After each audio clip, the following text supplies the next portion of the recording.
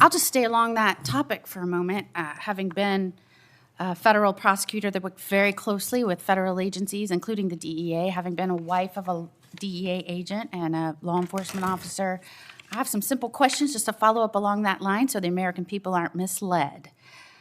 In fact, in many instances, especially within the DEA ranks, many of our drug traffickers and others who came into the country that went on to coordinate with cartels and other foreign nations, many are here illegally. Is that correct, sir? Yes, ma'am.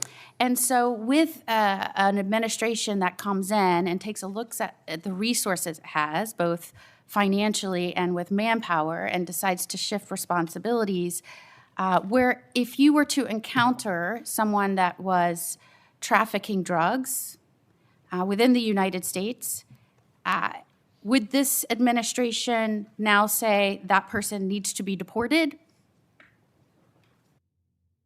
Ma'am, it could go both ways. We could prosecute them first for the drug trafficking, depending on the level of narcotics that they're in possession with, their criminal history. But in many instances, they could be simply instances, deported back to their home country so they couldn't continue to sell drugs within a community. Yes, ma'am, that does So happen. isn't it true that this administration has shifted resources in many respects? Some of the international water operations have been amplified and assisted by the military now, and in many instances, not just the DEA, but others are helping with those here illegally that are committing crimes, such as in Chicago right now, where they've surged resources to go after those here illegally with crimes, that have committed crimes, right? Ma'am, as the Washington Division SAC, I really don't want to speak to Chicago because that's a different division. All right, well, let me talk to you about Washington. Okay, thank you, ma'am. In Washington, it made perfect sense for the federal agents to assist in going after those that were here illegally that had criminal histories, correct? Yes, ma'am. And in your experience, those that are living here and have had to live in an environment high in crime with no one taking that seriously, were welcoming those efforts, correct? Yes, ma'am. As a matter of fact, I've been out since August 7th numerous times with people on the streets with the task force, and I can tell you from firsthand, I've probably gotten more thank yous for being out on the street than anything else. I've also received numerous letters as well as verbal accolades for the DEA agents helping Metropolitan PD. Several of these letters that these officers have sent have been very nicely written, thanking us, and their main concern is when we leave.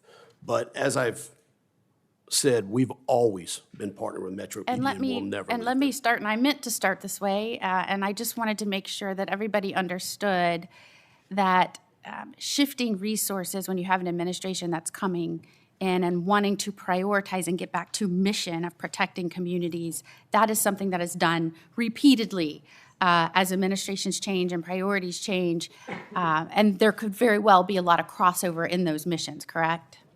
Yes, ma'am, and I would also And I just want to make sure that I'm staying on time here, so let me start by saying thank you to you both for embarking on lifelong careers of law enforcement service. I believe it takes a really special, selfless, brave individual to say, I'm going to put my life, my safety behind others, and I'm going to dedicate my life to that, to protecting communities. That means a lot to me, and I believe that that is why this country is one of the greatest countries on earth, because we have people like you willing to sign up for these roles and enforce the law when we, the people, have come up with the law. So thank you.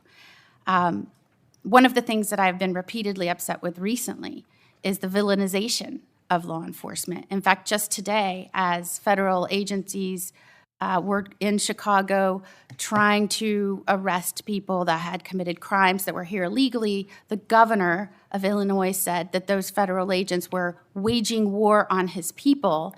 And in fact, the mayor of Chicago said that, and I quote, law enforcement is a sickness.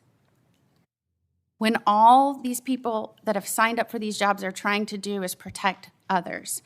Here in DC, you had an attorney general when there was carjacking epidemic, and trying to explain why he couldn't protect or do anything about it, said that you can't arrest your way out of this situation.